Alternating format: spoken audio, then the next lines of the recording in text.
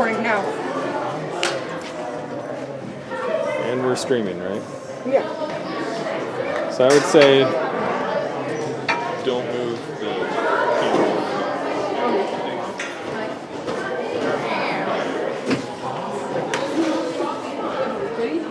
Oh, whoa. Did you see all the words on this? What? What? What? What the fuck?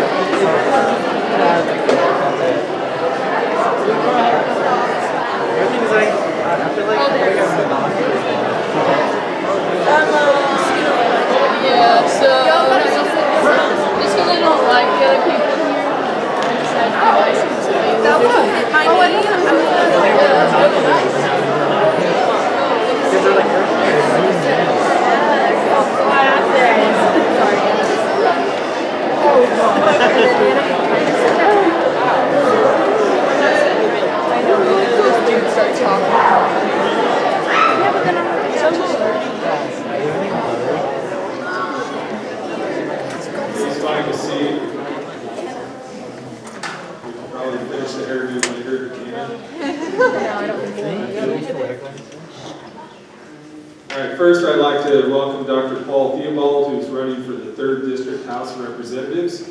Dr. Theobald is the lone Democrat in the race. He has vast experience in education and is currently working remotely at the University of Southern Indiana. He and his wife pasture-raise purebred heritage breed hogs in Pierce County. Second, I'd like to thank everyone for coming today. We have all of our junior, senior high students in attendance, but will only be taking questions from the 7th and 8th graders.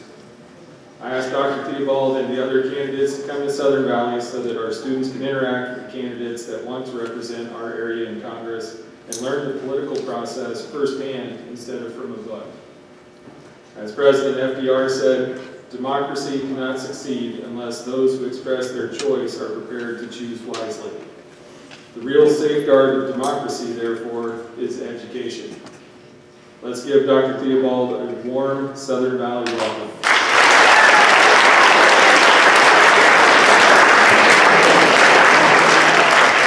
Thank you. Very happy for this opportunity to be here and chat with you a little bit this afternoon.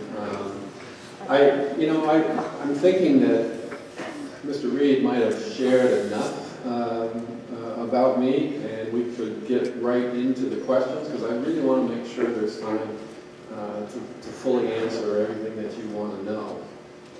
So could we get that process started?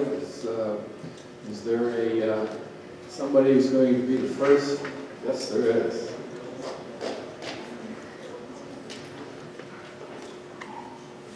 Hi, my name is Isaac, and I was wondering how you help keep us safe from school shootings. Was that on the list? No, I'm kidding. I can tell you basically about my position as it relates to guns, because I think that's obviously important. I'd go into detail about a little experience I had with a rabid coyote in my own workshop, but I won't go through the whole story, but just enough so that you understand that I know that guns are very important to rural people. In some cases, they're sort of a life and death issue. I got away from that thing and then came back and shot it because it was obviously a danger to my family, my neighbors, etc. So I understand how important guns are. My cue on stopping massacres, whether they're like the one out in Nevada or in schools, I honestly take my cue, believe it or not, from the NRA membership. It's a totally different thing than the NRA leadership. The members of the NRA are for common sense gun control, like extensive background checks, as an example. The leadership opposes extensive background checks. Does anybody have an idea about why they might oppose that? 97% of Americans support it. The leadership of the NRA does not. Why would that be?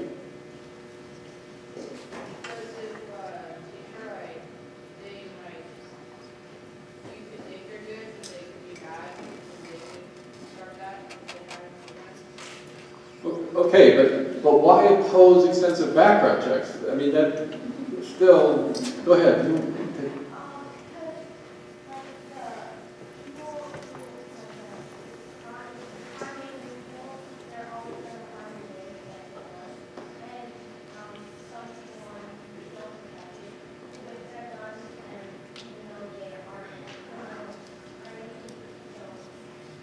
Okay, all right.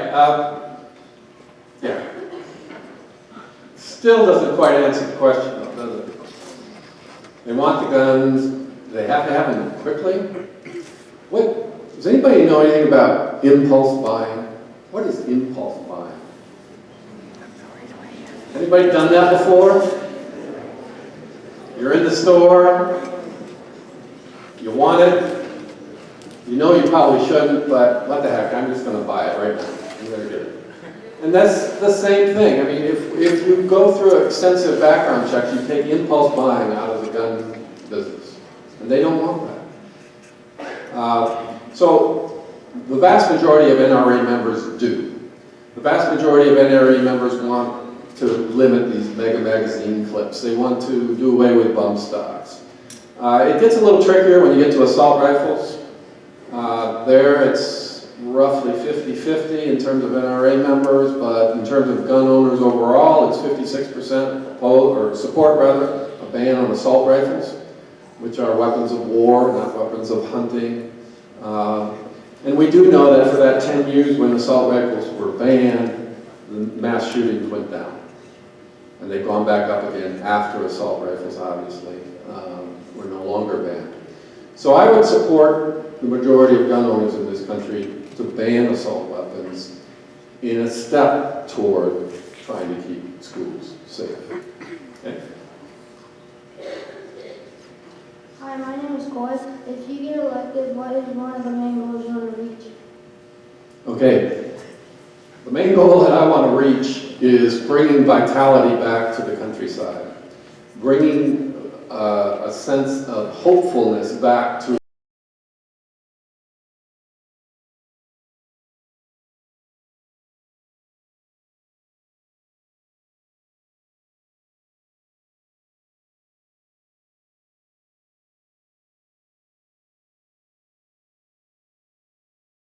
as far as doing that.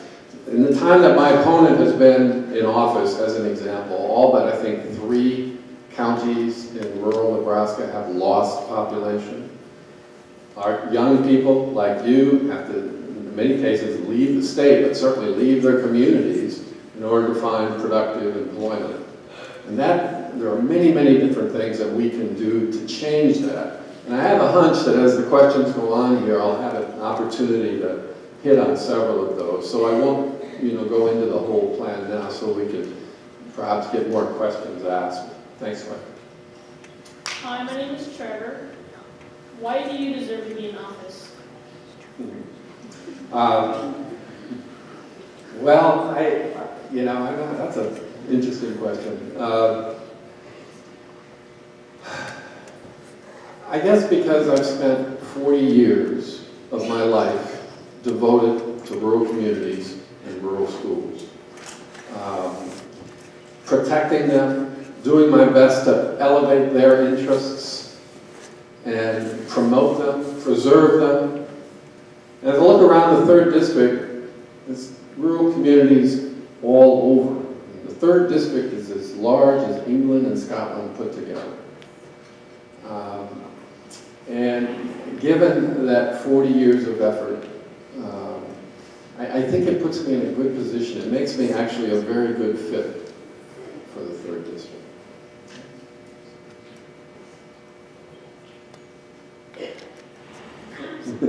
My name is Matthew, and what made you want to run for Congress? Okay, well, similar. I look around and I see this steady stream of rural depopulation. Going into community after community, running down Main Street and seeing more business buildings just empty, right? And the forces that have gone into that development are policy choices. It's not some mysterious force out there that acts without any human volition involved. It's policy choices. So what I want to do is rally not just myself, but all rural representatives from whatever party in Washington to say, look, enough already. Stop with the depopulation of the rural countryside. We've got to bring vitality back to these communities, and we can do it if we make different policy decisions. So that's why I wanted to run. I'm Hannah, and I was wondering if you're a Husker. Who? Husker?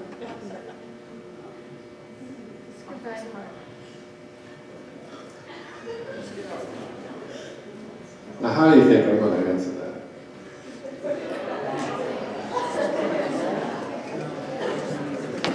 Actually, we raised our kids in Wayne, Nebraska. Maybe some of you will go to Wayne State someday. And we moved, we left the state for a while, but we came back. My wife gave me specific instructions that as soon as there were grandchildren, we were moving back. So we moved back, and we have an entire room devoted to Huskers. It's the Husker room.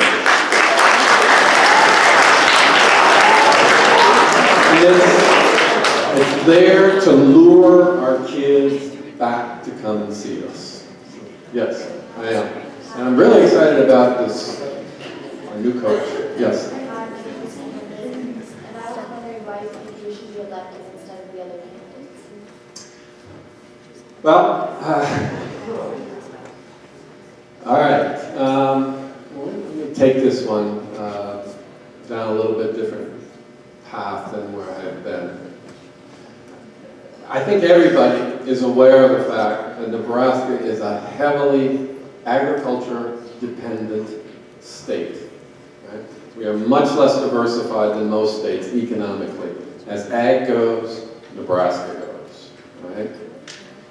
Right now, the horizon for agriculture in this state is particularly gloomy. And this is serious, serious business. I'm going to run down just a few things as an example. These are related to policy choices that my opponent has been on board with, but also the entire Republican Party has been on board with. In other words, no one has objected yet. Let me just start with the facts. Does anybody know who our #1 agricultural market is?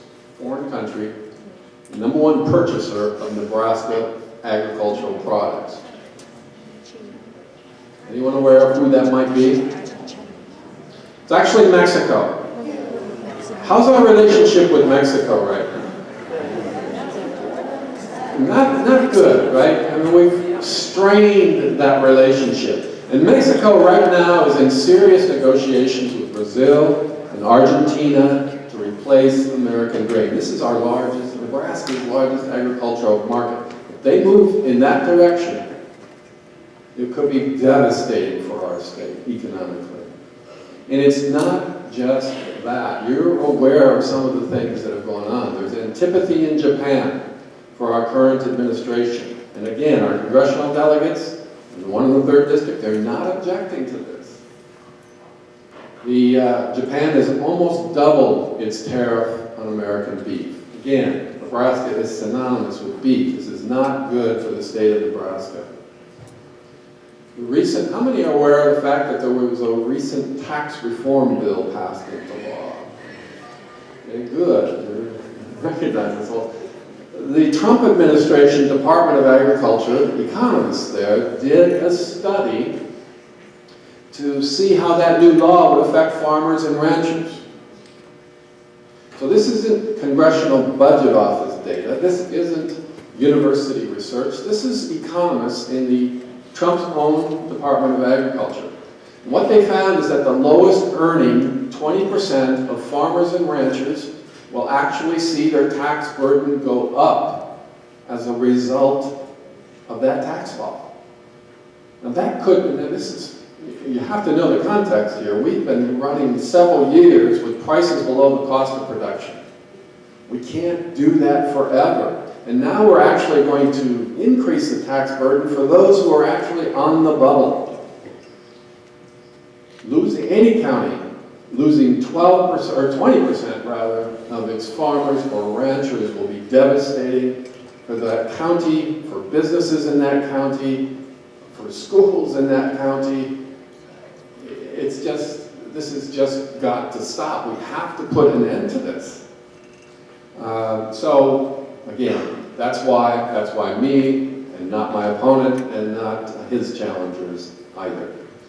So next. Hi, my name is Becca. If you weren't running for Congress, what would be your main goal?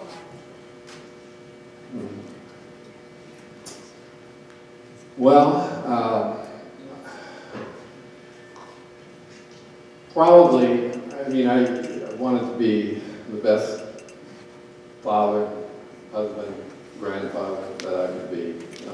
But since my role in those jobs is kind of getting toward the end, I'm not sure if that's the right response at this point.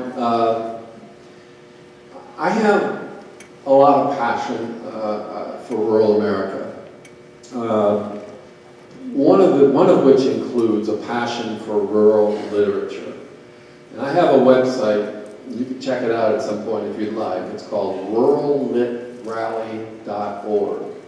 And it's an effort to promote rural literature, novels that are set in small towns or out on farms that have been out of print for decades and yet are actually very fabulous novels that deserve reading today. So I think what I would continue to do if I weren't running for Congress or in my retirement years would continue to be an advocate for promoting rural literature and getting people reading it again. Hi, my name is Quentin. What are you going to do about healthcare costs? Good question. This is actually a huge issue, and particularly huge for the 3rd District, because we are disproportionately self-employed. We're disproportionately employed by very small companies, which means we have got to have affordable health care. But by and large, the 3rd District isn't wealthy, meaning the 3rd District can't afford health care. So we've got to make some serious changes in that regard. And there was an attempt under the Obama administration, passed the Affordable Care Act, and the 3rd District is actually, on a per capita basis, a very heavy user of the Affordable Care Act. And yet, of course, our congressional delegates have voted over and over and over to do away with that. Now, there's a reason for that. The healthcare industry, there's kind of a tripartite healthcare industry. There's the medical providers, there's the health insurance industry, and then there's the pharmaceutical industry. All of them are corporate controlled. All of them charge what the market will bear. And the health insurance industry is particularly insidious in this respect. They're all bound by law to maximize the profit of their corporate shareholders. You've got to keep that in mind, right? And corporate shareholders, of course, who owns the majority of shares in this country? The 1%, the top 1% of the population.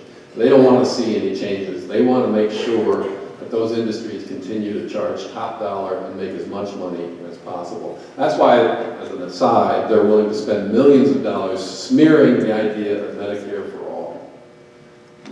Talking about wait time and all this nonsense. The fact that a health insurance industry has to charge as much as it possibly can for premiums and pay as little as it possibly can for claims makes the system dysfunctional. It makes it so that we can't afford it. And what we can afford doesn't help much because we have a large deductible, we have a maximum out of pocket. People are stressed in this country. Stressed because of health care.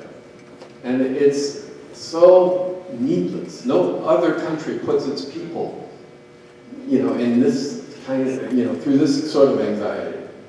We just don't. I mean, they've gone past this. We haven't yet. We need to. The benefits are so many. We're all rural people. I like to use this example. A farmer gets seriously ill, breaks a leg or whatever before harvest. Do the neighbors say, here's a chance for me to make some money, right? That's not what they do. Neighbors come together and they get the harvest in. And they know that if something were to happen to them, those same neighbors would be there for them. That neighborly ethic is the same ethic embedded in Medicare for All. The reverse, neighbors trying to make money off another neighbor's misfortune, that's our current healthcare system. We need to move away from that with all deliberate speed. And the advantages are,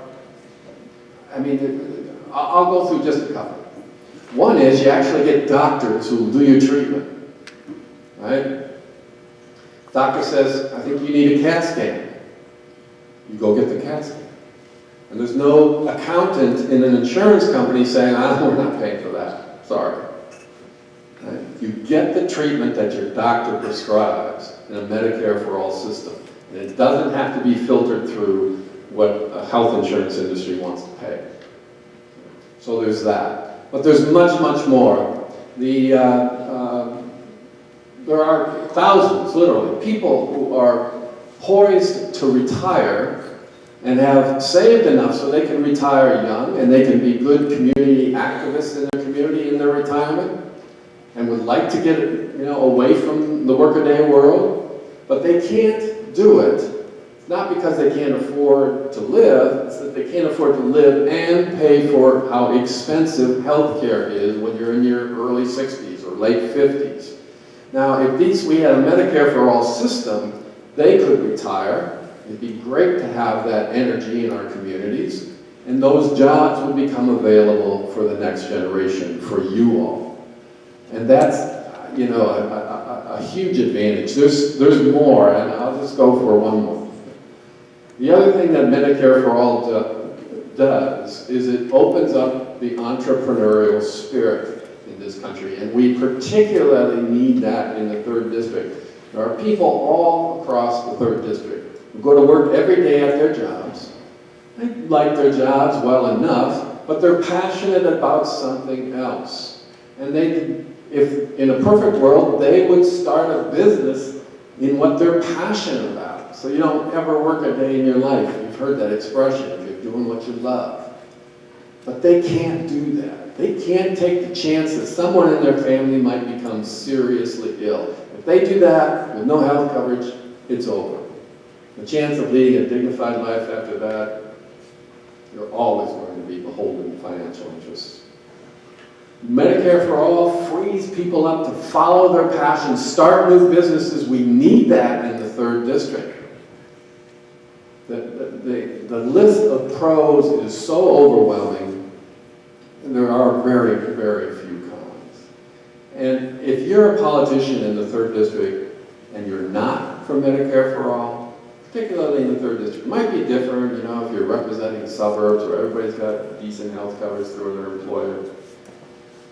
But in the 3rd District, if you're not for Medicare for All, you got to question, seriously question, who you really represent. Okay. Should we plant apple trees in cities where there are high rates of homeless people? Apple trees. Well, that's kind of a Nebraska theme, isn't it? Wasn't there some guy that did a lot of apple planting and certainly tree planting? Well, your idea is not is actually something that's happened. There are extensive neighborhood gardens now in large cities that have experienced tremendous depopulation. Cities like Detroit, Youngstown, Ohio, row after row of homes that have been deserted, abandoned, and then torn down, and gardens started so that there is food available for people in the neighborhood, people that contribute. So in fact, there are some egg production operations going into inner cities as well. No roosters, but some hen operations to produce eggs. Apple trees, I guess so. Just growing food locally, I think, is something that is catching on more and more, not just in cities, but in rural places as well. So, yes. Hi, I'm Elliot. What do you think about arming teachers at schools? Do you think that would change the outcome of a lot of the school shootings? No, I don't. It's, I guess I don't really have any objection if there's a teacher who wants to be armed or to be able to go and get a weapon. I certainly do not want to see that mandated. I don't know of any educator who does. I've never heard of one who said, yeah, that's a good idea, let's do that. There's all kinds of questions related to it. I mean, what will that individual have in terms of a weapon, and how will that individual fare in terms of the weapon that might be used against him and others. It isn't what teachers were trained to do, so I'm not in favor of it. Hi, my name is Kylea, and I was wondering who is the most inspirational person in your life?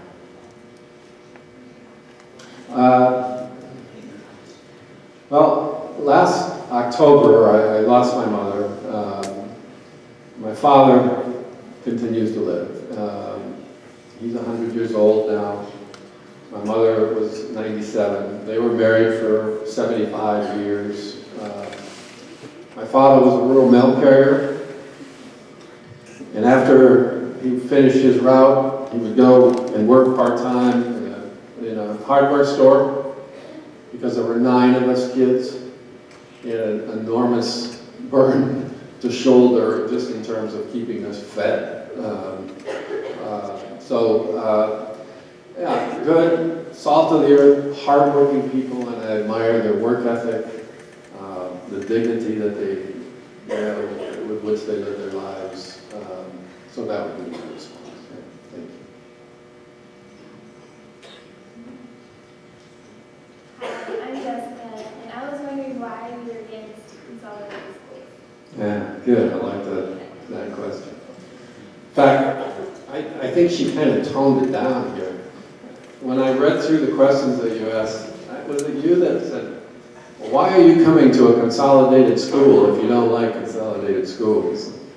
That wasn't you? Somebody asked that question.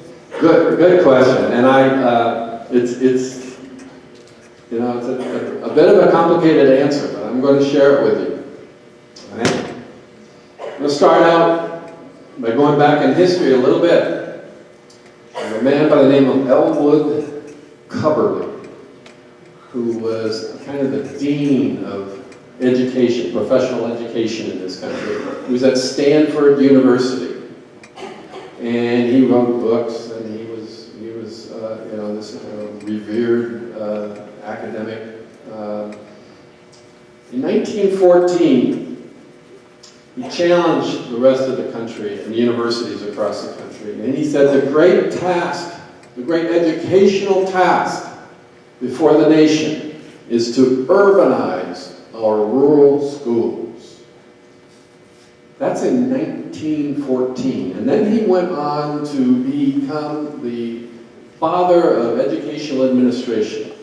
In those days, businesses were starting these bureaucracies, they were professionally managed, and we needed to do that, Cubberley argued, in schools as well. So we had to have programs to train people to be good principals and good superintendents.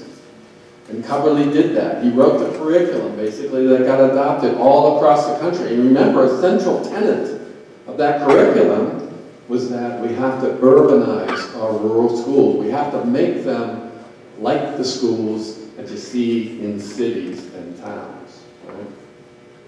And so that became a part of the very fabric of training programs for principals and superintendents. Now, keep in mind, this is not based on any research that Cubberley did to suggest that, oh, those city schools are a lot better than the country schools, so we have to make country schools just like them. This is based on a fundamental American assumption, a cultural taken for granted, whatever you want to call it. If you make something bigger, you've already made it better. Bigger hospitals are better than small ones, right? Bigger churches are better than small ones. Bigger schools are better than small ones. Bigger cities are better than small towns. This is just kind of a part of our culture. And it's based on assumptions. This was never based on any sort of empirical evidence. We do this a lot more than you think. We even do it in the arena of economics. And you probably heard the expression trickle down as an example. This is something that's not based in academic research. This is something that's just sort of assumed to work and to be the case. Okay, so then there's that, right? That the idea that if we make schools bigger, it's better, and it's not based on any empirical research. The other development after 1914 was that gradually, a lot of this was due to policy, much of it due to technological changes, mechanization, and what have you, but you all know this. Gradually, the countryside drifted into the cities. Cities got bigger, cities got a lot bigger, and consequently, cities then came to dominate state legislatures. We know this well, right? Where is the bulk of the representation in the unicameral? Is it from Oxford? Clearly, we know where it's from. Now, we have a system of funding schools that dates back to the 19th century. There was a time when all schools were funded totally on property tax. That's when the wealth of the nation was largely in local property. It made some sense, but it moved quickly to the point where states had to get involved to augment that. But incidentally, in Nebraska, and I want to get back to this too, we've moved away from that. Well, I mean, most of our rural schools are not receiving any equalization dollars, which means basically they're running almost entirely on the basis of property tax. And that's fundamentally flawed for a lot of different reasons. Number one, it puts the financial well-being of educators, it kind of pits them versus the financial well-being of farmers and ranchers and business owners in the community. It just shouldn't be. All right. Urban people. I mean, if you did this today, you went through the suburbs of Omaha, you knocked on the door and said, hey, do you favor rural school consolidation? They're going to say, heck yeah. You know, they believe that we spend too much money out here and they don't get to spend enough on their schools as a consequence. So you've got this idea that school consolidation is going to save money, and you got a bulk, the bulk of the legislators come from urban districts. They don't care how long your bus ride is going to be. They don't care what's going to happen to property values in the communities that no longer have schools. They don't care what's going to happen to the small businesses in those communities. They just want to feel like they're doing everything they can to maximize the dollars they're going to get to spend on their schools. So you've got that dynamic in place. The idea that it's going to be cheaper if we consolidate schools. You also have the idea it's going to be better. That schools are going to be better because they're going to be bigger, so students are going to learn more. Right? Well, it turns out that both of them, there was a time early on when there were some efficiencies gained and school consolidation saved some money, but we've been past that now for decades. Past the point of diminished returns on that for decades. There was a study done in the early 2000s. There was a couple of Ivy League researchers that said, look at all the consolidation that went on in the 20th century. Where's the research that suggests, yeah, let's be doing that? They couldn't find it. I mean, there were researchers who tried to demonstrate that, yeah, if you consolidate your school, you're going to get a lot better test scores out of your students. They tried it, but they could never get those results. So those results were never there. So we just continue on with the idea that we've got to be making it better, right, if you're making it bigger. Turns out not so much. They did a very sophisticated study of school consolidation. Berrien West, you can Google it, Berrien West consolidation study. This was, not that professors get all that excited about much, but this was really earth-shaking stuff, relatively speaking. Because what they did was they went back and they went to the middle of the century so they could measure lifelong learning, college attendance, college completion, all of that stuff. And what they discovered was the graduates of small unconsolidated schools had larger lifetime earnings, better college attendance rates, and better college completion rates. And everybody just jaws dropped. Really. And that opened the floodgate for research on rural school consolidation. Well, if it's not improving educational outcomes, is it saving money? They poured into that question. And it turns out that no. We're not saving money at any point. Ask your parents. If they're seeing, you know, property tax relief as a result of the consolidation that took place here. And I think we know what the answer is going to be. Now, so there, you know, it is what it is, where it is.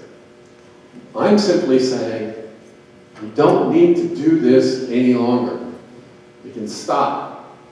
We can stop with rural school consolidation. And states, incidentally, in the wake of all of this research, pulling away the curtain from rural school consolidation, discovering these things going on, they have stopped with their coercive measures to force districts to consolidate, or their incentive measures to get them to consolidate, and dropped all of that stuff. Nebraska, no, but other states have. And one state did declare a moratorium on rural school consolidation. So it's not making students smarter, it's not saving any money. Why the heck are we doing it?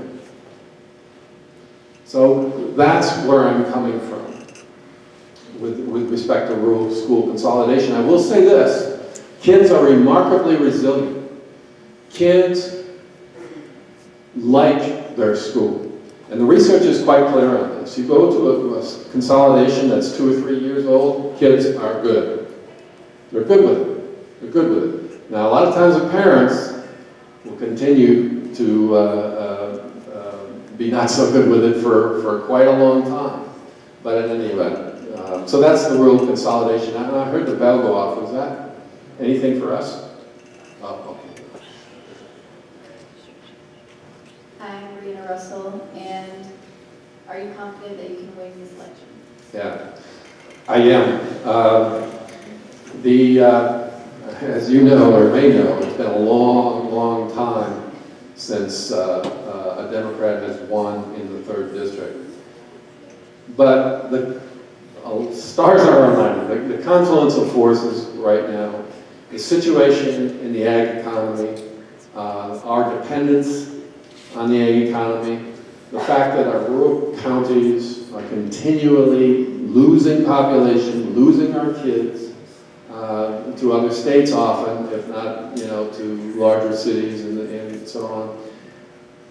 My opponent has done nothing to stop these things. If you ask him about the property tax burden on farmers and ranchers, he'll tell you, well, that's a state issue. I got nothing to do with that.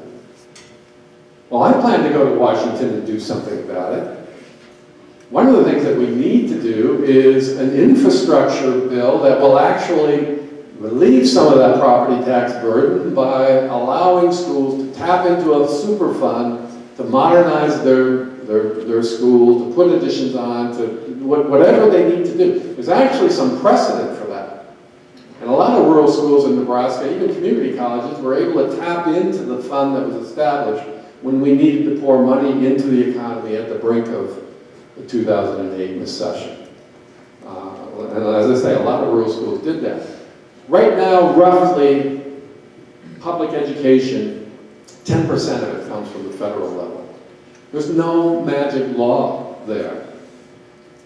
You know, we didn't continue to solely fund schools on the basis of property tax. We eventually said, no, we're going to have some help from the states as well. And I think we're ready to take that next step and say we're going to have more help from the federal level as well. Because we cannot keep doing this. We're the only, well, not the only, Israel as well. The United States and Israel were the only countries that spend more per pupil on the wealthiest kids in the country than we do on middle class or poor kids. We're the only country that does that. And it's because of that old 19th century mechanism that puts the majority of the burden on property taxes. Wealthy people tend to live where their property values are high. They got a lot more money to spend on their kids, and they do. And that is just fundamentally wrong. We've got to address that. We've got to address that. Be addressed in Washington just as well as it can be addressed in Lincoln. So. Earlier you mentioned that when you go down small town main streets, We see more and more small businesses closing. How do you think we could stop this from happening? Good question. There actually was, when I say was, and it technically is still there. Within the Department of Agriculture, there is a rural business startup fund for low interest loans to get some rural businesses going. That program needs to be magnified 20-fold. But here's another reason that speaks to the issue about why I feel confident about winning this election. Trump budget came out 2 months ago, right? And lo and behold, the Rural Business Startup Program is zeroed out of the Trump budget. There's also a grant that comes out of HUD, Housing and Urban Development, that is kind of targeted for rural areas, community development block grants. It's pass-through money through our economic councils here in the state of Nebraska, and communities can apply for grants. And I was just in a community, Creighton, Nebraska, and they received a large community development block grant to renovate their downtown. This is really good, right? The kind of thing we should be doing a lot more of. But that program is zeroed out in the Trump budget as well. I'll say just another thing about the Trump budget. $1.5 trillion in cuts to Medicaid. Now, if you know anything about rural hospitals and rural nursing homes, you know that they are dependent on Medicaid funding. You cut that much out of Medicaid, you close hospitals and nursing homes all over the 3rd District. We cannot do that. We cannot stand by and let that happen. You close those businesses out of these little small towns, and those dollars, the people who work there, those dollars are no longer there. They can't spend them at the other businesses there, so more businesses go out of business. And it's got to stop. We cannot permit this to go on. Again, that's why I believe 3rd District residents are going to resonate with my candidacy.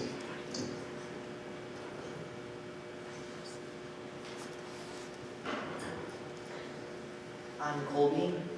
How are you going to help end world hunger? Well,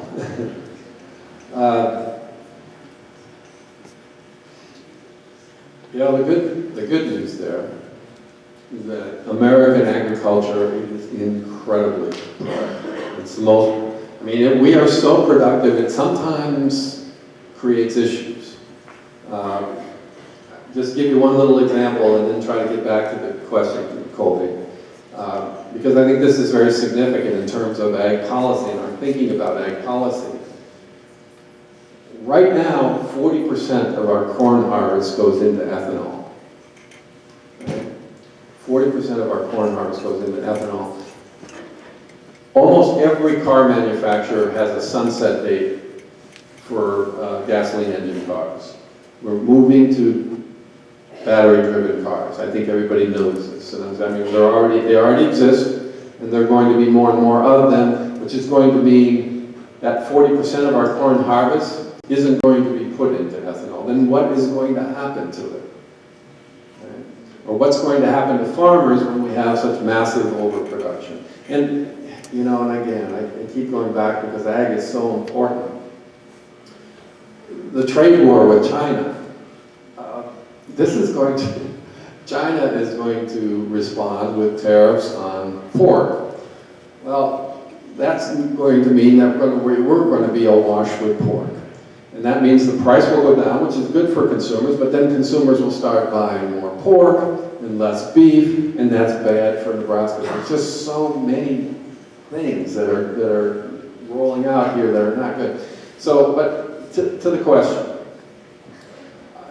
we have to have a trade policy. We have to be able to help those places that need it in return for, you know, whatever kinds of products that they produce there to help us. And we've got to have, you know, equal trade. And that's one thing I'll agree with President Trump, that we have to do this.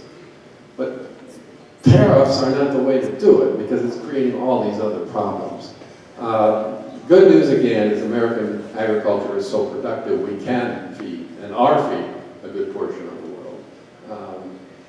And you know, I think if you read you know, World Bank and some of those reports, you'll find that global hunger is not the crisis that it was 20 years ago, 25 years ago. We're making progress. Thanks. Why should my parents vote for you? Okay.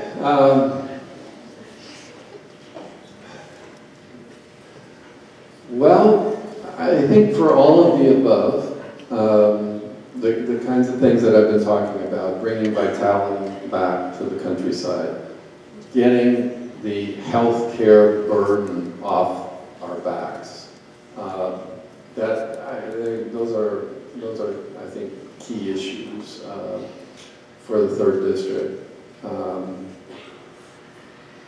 You know, it's about improving the lives of the residents of the 3rd District, improving their prospects, improving the prospects and the lives of their children and grandchildren, and that's what I intend to do.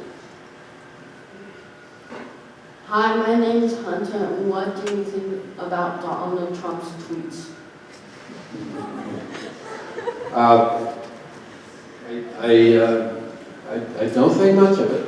I don't know if there's anybody that would be honest with you and say that they do.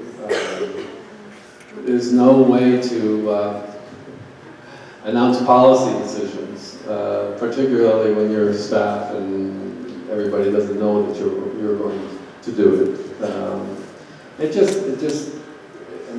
just sort of, I don't know how to say it, dumbs down American policy, but it makes us look bad. Like this is trivial stuff. And there's nothing trivial about it. I mean, real lives are at stake, real livelihoods are at stake. So I think it's a very unwise thing to be doing. Yeah.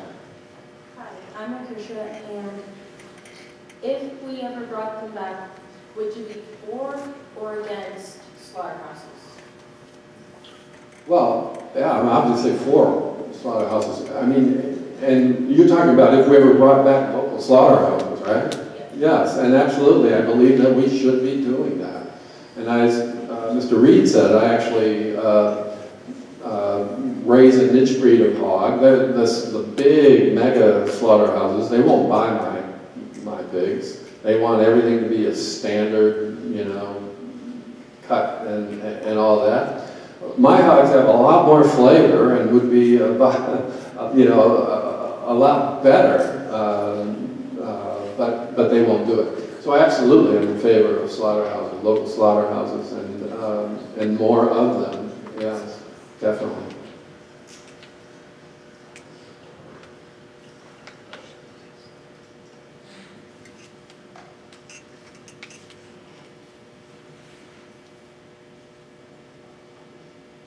Hi, I'm Adam Meeks. I'm a junior here. I have a few things to ask. What are your thoughts on the opioid crisis, and what are your thoughts on medical marijuana? Well, I tend to be in favor of medical marijuana. It seems like a no-brainer to me. Anywhere we can, you know, I mean, this is a way to provide pain relief that isn't going to, you know, break the bank for families and so on. The opioid crisis is very disturbing. And I think it's clear that we need to do something. We need to do something about it. I heard, and I don't doubt that it's true. I think it's possibly, or very possibly true, and that is that in the last 12 months or in the last year, more Americans died from opioid overdose than died in car accidents. I mean, that's unheard of. That is a medical crisis. There's no question about it. I put a lot of blame with the drug companies, the pharmaceutical industry, the profit incentive for pharmaceutical companies to get doctors to push these pills. And that's another reason I believe that we have to go to Medicare for all so we can rein in these companies. How many, you ever seen a commercial for a new drug?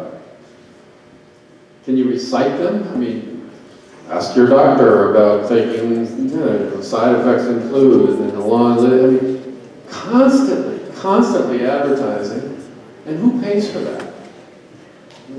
We have to pay for that, right? The Trump administration just recently put the CEO of Lilly, a drug company, in charge of Health and Human Services. He's a price gouger. His first day on the job, when he discovered that women with osteoporosis, as soon as Boniva no longer works for him, they're going to Prolia. His company created Prolia, so he doubled the price of Prolia from $1,000 for an injection to $2,000 for an injection. It didn't cost more money to produce Prolia. They're just taking advantage of it and what they saw as an increase in demand. I mean, this is just gouging the American people. And it's not, I mean, we do not have to put up with that. We don't have to have that kind of system. So again, I just circling around again to the pharmaceutical industry, but that's where I place a lot of the blame for the opioid crisis. And honest to God, I would have to rely on people in the medical profession and people in the counseling profession and so on in terms of actually helping these people with those addictions. I don't know how to do that, but I know that it needs to be done. Hi. How do you plan on juggling your duties to your hog farm and your duties to the election, and if you get elected, your duties to Congress? Okay.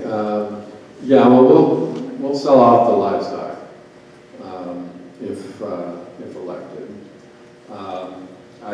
As Mr. Reed said, right now I'm working on a contract basis for a university in Indiana to help them develop a program that's got a definitive end date.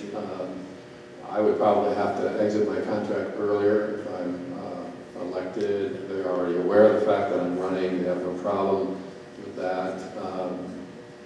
So we would do the things that we have to do in order to serve the 3rd District.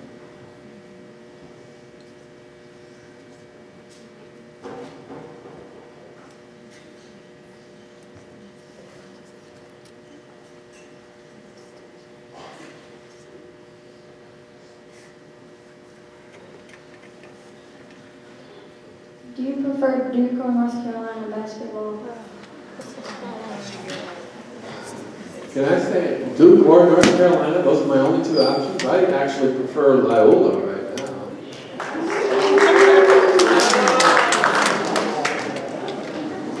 I hope that wasn't too disappointing of a response for you. I'm not, honest to God, neither Duke nor North Carolina are high on my list of favorites. Go ahead. I'm Aubrey, and what would you be doing if you weren't running for Congress?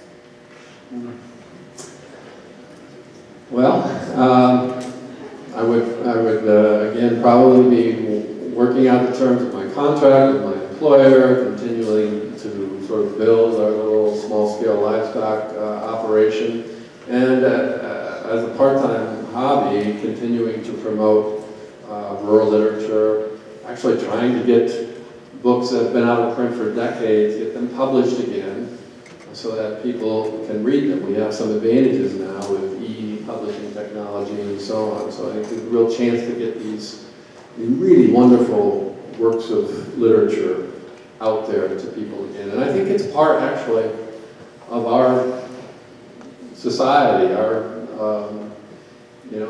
kind of cultural proclivities, if you want to call it that. The reason this really excellent literature didn't stay in print over decades is because it was rural. It was set in rural areas. Now, clearly, there have been some rural authors that have made it to the pinnacle, and Nebraska has one, right, from Red Cloud.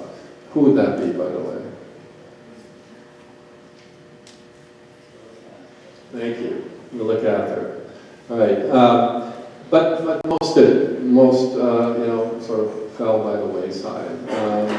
Well, those are the kinds of things that I would be doing. Can you ask that question again, though?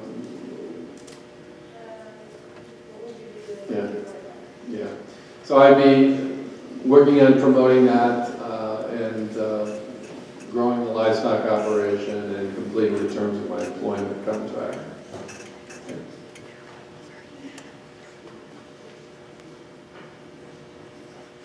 Oh, I'm sorry. Yeah. How are we going to help our national debt go down? Oh, that's a good question. This is serious, and it's serious for you all. We are spending like drunken sailors right now. I mean, it boggles the mind because, of course, the GOP likes to, call themselves a fiscally conservative party.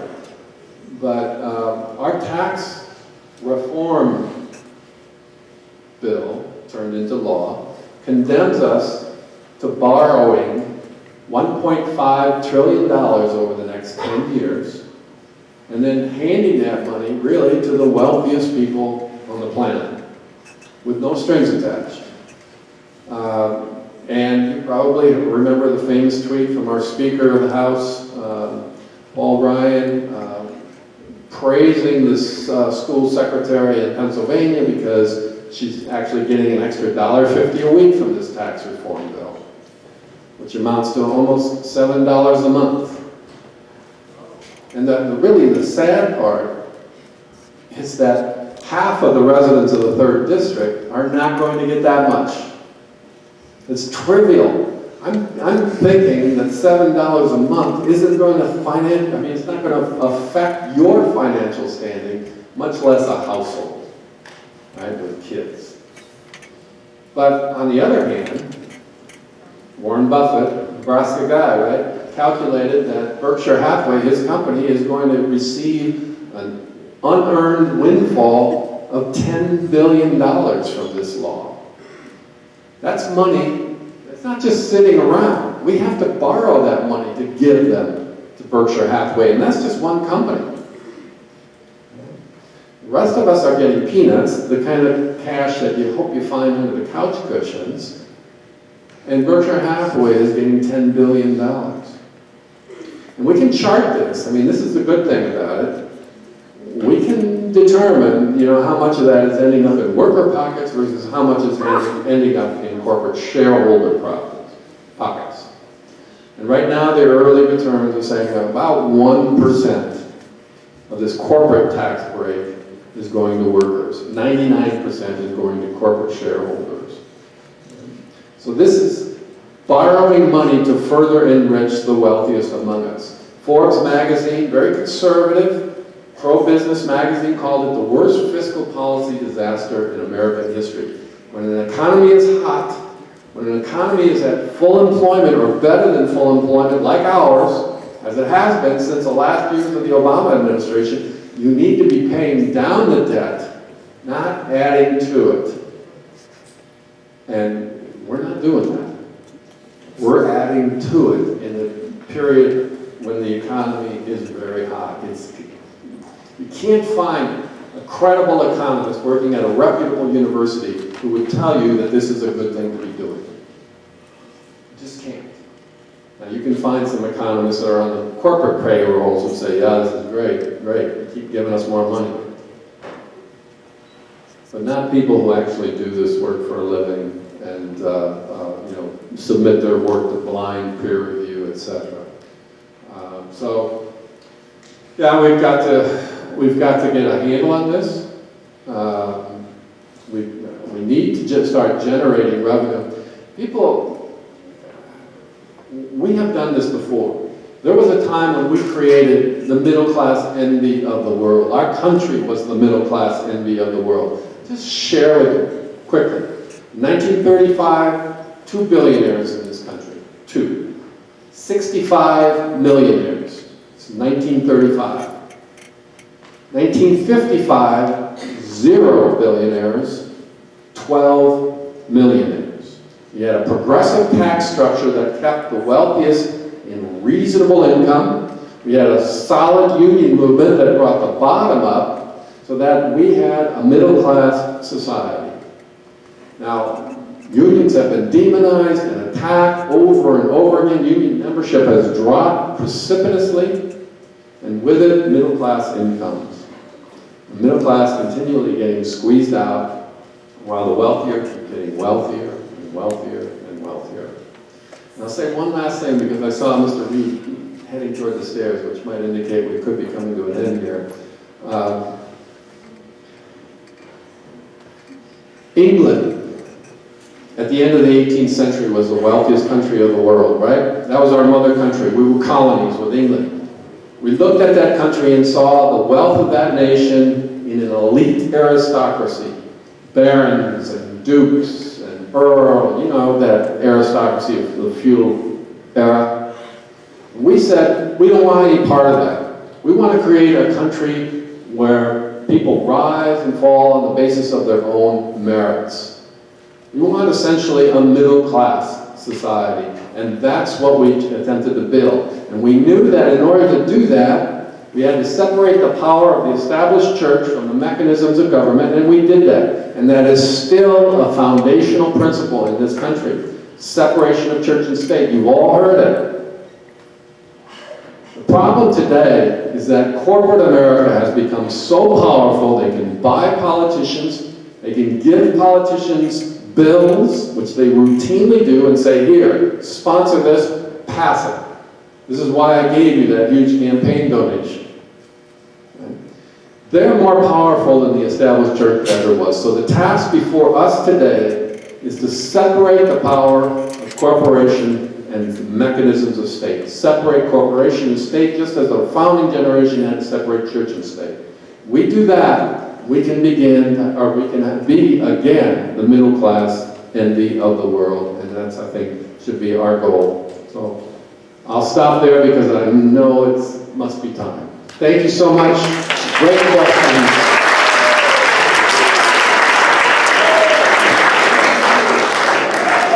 Let's hear one more time for Dr. Theobald.